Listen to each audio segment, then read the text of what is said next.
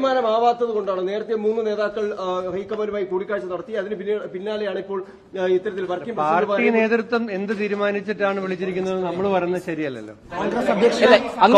സംബന്ധിച്ചിടത്തോളം ഏറ്റവും പ്രധാനപ്പെട്ട ഒരു തീരുമാനമെടുക്കുകയാണ്. ആ തീരുമാനമെടുക്കുമ്പോൾ അതിനകത്ത് ജനാധിപത്യ രീതിയിൽ എല്ലാവരുടെയും അഭിപ്രായം, പാർട്ടിയിലെ നേതാക്കളുടെ അതല്ലാത്തവരുടെ ഒക്കെ അഭിപ്രായം ഹൈക്കമാൻഡ് എടുക്കും. അപ്പൊ സ്വാഭാവികമായും മുൻകാലങ്ങളിൽ ഇതേ സമയം എടുത്തിട്ടുണ്ട്. നിങ്ങൾ ഉണ്ടാക്കുന്ന ബഹളമാണ്.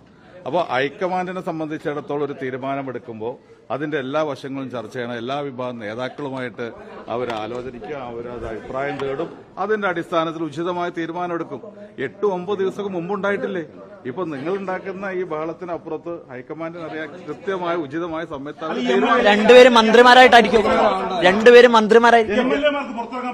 എനിക്കറിയില്ല. നിങ്ങൾ ഉണ്ടാക്കുന്ന കാര്യങ്ങളാണ് എനിക്കറിയില്ല. എംഎൽഎമാരെ ഡൽഹിയിൽ നിന്ന് മടങ്ങുമ്പോൾ മന്ത്രിമാരായിരിക്കും.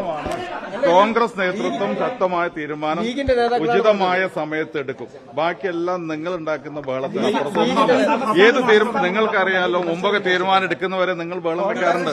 തീരുമാനം എടുത്തു കഴിഞ്ഞാൽ പിന്നെ നിങ്ങളത് പറയും. അതുപോലെ ഇതും നല്ല തീരുമാനം എടുക്കും.